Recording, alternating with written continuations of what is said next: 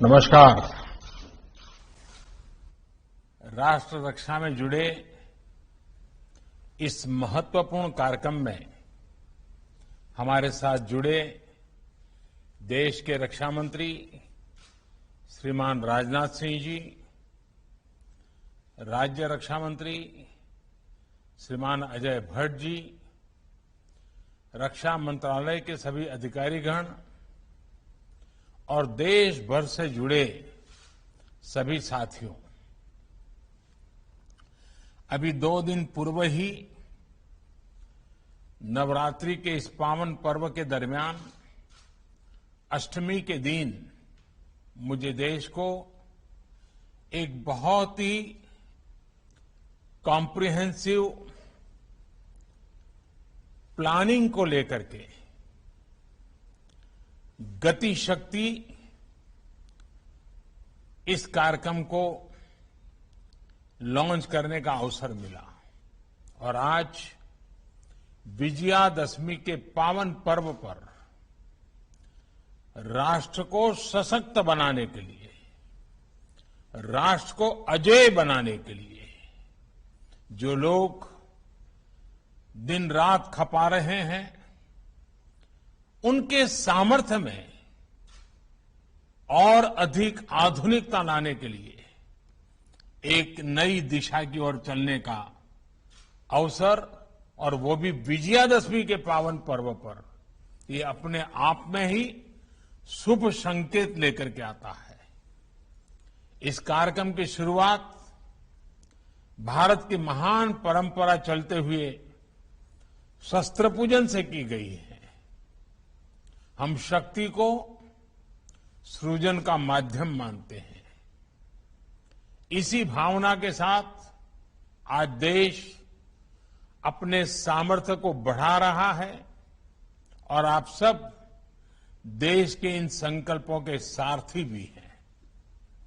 मैं आप सभी को और पूरे देश को इस अवसर पर विजयादशमी की पुनः बहुत बहुत हार्दिक बधाई देता हूं। साथियों, आज ही पूर्व राष्ट्रपति भारत रत्न डॉक्टर एपीजे अब्दुल कलाम जी की जयंती भी है। कलाम साहब ने जिस तरह अपने जीवन को शक्तिशाली भारत के निर्माण के लिए समर्पित किया, ये हम सभी के लिए प्रेरणा है। रक्षा क्षेत्र में आज जो 7 नई कंपनियां उतरने जा रही हैं, वो समर्थ राष्ट्र के उनके संकल्पों को और मजबूती देगी। साथियों, इस वर्ष भारत ने अपनी आजादी के 75वें साल में प्रवेश किया है। आजादी के इस अमृत काल में देश एक नए भविष्य के निर्माण के लिए नए संकल्प ले रहा है और जो काम दशकों से अटके थे, उन्हें पूरा भी कर रहा है। 41 ऑर्डिनेंस फैक्ट्रीज को नए स्वरूप में किए जाने का निर्णय, 7 नई कंपनियों की ये शुरुआत देश की इसी संकल्प यात्रा का हिस्सा है।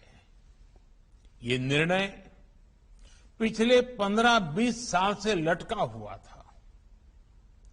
मुझे पूरा भरोसा है कि ये सभी 7 कंपनियां आने वाले समय में भारत की सैन्य ताकत का एक बहुत बड़ा आधार बनेगी। साथियों, हमारी ऑर्डिनेंस फैक्ट्रीज कभी दुनिया की शक्तिशाली संस्थाओं में गिनी जाती थी। इन फैक्ट्रीज के पास 100-150 साल से भी ज्यादा का अनुभव है। विश्व युद्ध के समय भारत की ऑर्डिनेंस फैक्ट्रीज का दमखम दुनिया ने देखा है। हमारे पास बेहतर संसाधन होते थे, वर्ल्ड क्लास स्किल होता था। आजादी के बाद हमें जरूरत थी इन फैक्ट्रीज को अपग्रेड करने की, न्यू एज टेक्नोलॉजी को अपनाने की, लेकिन इस पर बहुत ध्यान नहीं दिया गया। समय के साथ भारत अपनी सामरिक जरूरतों के लिए विदेशों पर निर्भर होता गया। इस स्थिति में परिवर्तन लाने में ये नई 7 डिफेंस कंपनियां बहुत बड़ी भूमिका निभाएगी। साथियों, आत्मनिर्भर भारत अभियान के तहत देश का लक्ष्य भारत को अपने दम पर दुनिया की बड़ी सैन्य ताकत बनाने का है। भारत में आधुनिक सैन्य इंडस्ट्री के विकास का है। पिछले 7 वर्षों में देश ने मेक इन इंडिया के मंत्र के साथ अपने इस संकल्प को आगे बढ़ाने का काम किया है। आज देश के डिफेंस सेक्टर में जितनी ट्रांसपेरेंसी है, ट्रस्ट है और टेक्नोलॉजी ड्रिवन अप्रोच है, उतनी पहले कभी नहीं थी। आजादी के बाद पहली बार हमारे डिफेंस सेक्टर में इतने बड़े रिफॉर्म्स हो रहे हैं। अटकाने लटकाने वाली नीतियों की जगह सिंगल विंडो सिस्टम की व्यवस्था की गई है। इससे हमारे इंडस्ट्रीज का कॉन्फिडेंस बढ़ा है। हमारी अपनी भारत की कंपनियों ने डिफेंस इंडस्ट्री में भी अपने लिए संभावनाएं तलाशना शुरू किया है और अब प्राइवेट सेक्टर और सरकार साथ मिलकर राष्ट्र रक्षा के मिशन में आगे बढ़ रहे हैं। यूपी और तमिलनाडु के डिफेंस कॉरिडोर्स का उदाहरण हमारे सामने है। इतने कम समय में बड़ी बड़ी कंपनियों ने मेक इन इंडिया में अपनी रुचि दिखाई है। इससे देश में युवाओं के लिए नए अवसर भी तैयार हो रहे हैं और सप्लाई चेन के रूप में कई एमएसएमईज के लिए नई संभावनाएं बन रही है। देश में जो नीतिगत परिवर्तन किया है, उसका परिणाम है कि पिछले 5 सालों में हमारा डिफेंस एक्सपोर्ट 325% से भी ज्यादा बढ़ा है। साथियों, कुछ समय पहले ही रक्षा मंत्रालय ने ऐसे 100 से ज्यादा सामरिक उपकरणों की लिस्ट जारी की थी जिन्हें अब बाहर से आयात नहीं किया जाएगा। इन नई कंपनियों के लिए भी देश ने अभी से ही 65,000 करोड़ रुपए के ऑर्डर्स प्लेस किए हैं। ये हमारी डिफेंस इंडस्ट्री में देश के विश्वास को दिखाता है। बढ़ता हुआ विश्वास नजर आ रहा है। एक कंपनी एम्यूनिशन और एक्सप्लोजिव की जरूरतों को पूरा करेगी तो दूसरी कंपनी आर्मी व्हीकल्स मैन्युफैक्चर करेगी। इसी तरह एडवांस वेपन्स और इक्विपमेंट हो, ट्रूप्स कंफर्ट आइटम हो, ऑप्टिकल इलेक्ट्रॉनिक्स हो या पैराशूट, हमारा लक्ष्य है कि भारत की एक एक कंपनी न केवल इन क्षेत्रों में एक्सपर्टाइज हासिल करे बल्कि एक ग्लोबल ब्रांड भी बने। कॉम्पिटिटिव कॉस्ट हमारी ताकत है। क्वालिटी और रिलायबिलिटी हमारी पहचान होनी चाहिए।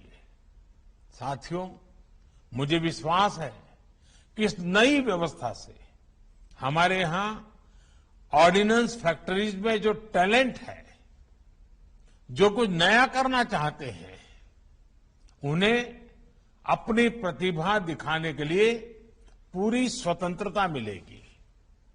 जब इस प्रकार के एक्सपर्टीज को इनोवेशन का अवसर मिलता है, कुछ कर दिखाने का अवसर मिलता है, तो वो कमाल करके दिखाते हैं। आप अपने एक्सपर्टीज से जो प्रोडक्ट बनाकर दिखाएंगे, वो भारत के डिफेंस सेक्टर की क्षमता तो बढ़ाएंगे ही, आजादी के बाद जो एक गैप आ गया था उसे भी दूर करेंगे। साथियों, 21वीं सदी में कोई देश हो या कोई कंपनी, उसकी ग्रोथ और ब्रांड वैल्यू उसके रिसर्च और इनोवेशन से तय होती है। सॉफ्टवेयर से लेकर स्पेस सेक्टर तक भारत की ग्रोथ, भारत की नई पहचान इसका सबसे बड़ा उदाहरण है। इसलिए मेरा सभी 7 कंपनियों से भी विशेष आग्रह है कि रिसर्च और इनोवेशन आपके वर्क कल्चर का हिस्सा होना चाहिए, उसको प्राथमिकता मिलनी चाहिए। आपको केवल दुनिया की बड़ी कंपनियों की बराबरी ही नहीं करनी है, बल्कि फ्यूचर टेक्नोलॉजी में लीड भी लेनी है। इसलिए ये जरूरी है कि आप नया सोचें, रिसर्च ओरिएंटेड युवाओं को ज्यादा से ज्यादा मौका दें, उन्हें सोचने की पूरी छूट दें। मैं देश के स्टार्टअप से भी कहूंगा, इन 7 कंपनियों के जरिए आज देश ने जो नई शुरुआत की है, आप भी इसका हिस्सा बनिए। आपकी रिसर्च, आपके प्रोडक्ट्स कैसे इन कंपनियों के साथ मिलकर एक दूसरे की क्षमताओं से लाभान्वित हो सकते हैं, इस ओर आपको सोचना चाहिए। साथियों, सरकार ने सभी कंपनियों को एक बेहतर प्रोडक्शन एनवायरनमेंट देने के साथ साथ पूरी फंक्शनल ऑटोनॉमी भी दी है। इसके साथ ही ये भी सुनिश्चित किया गया है, इन फैक्ट्रीज के कर्मचारियों के हित पूरी तरह से सुरक्षित रहें। मुझे पूरा भरोसा है कि देश को आपकी एक्सपर्टाइज का बहुत लाभ होगा और हम सब मिलकर आत्मनिर्भर भारत के अपने संकल्प को पूरा करेंगे। इसी भावना के साथ फिर एक बार आप सबको विजयादशमी की बहुत बहुत शुभकामनाएं। आप सभी का बहुत बहुत धन्यवाद।